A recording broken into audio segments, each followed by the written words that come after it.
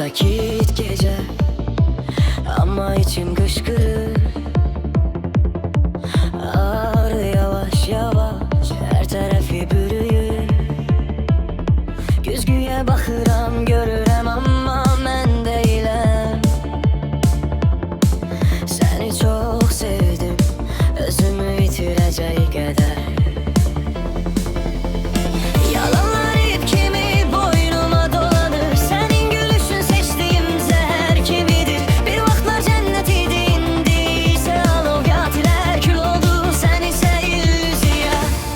Yıkıldım ama kalkıram, geceleri sayıp seni silirəm.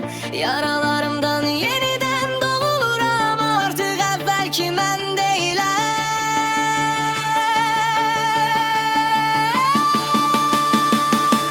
Mən küllərdən yeniden doğulacağım, qalxacağam. Səni də özümü də ürəyimdən siləcəyəm.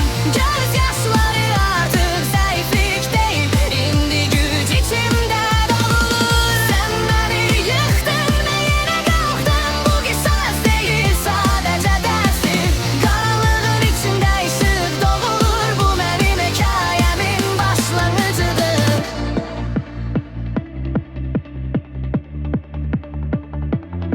Sözlerin yüreğimde iz bıraktı, ama zamanla özümü sağalttım.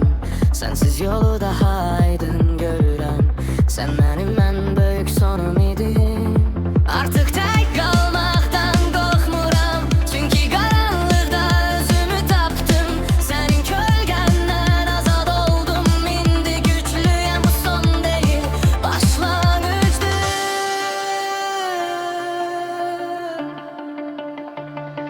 Sen çok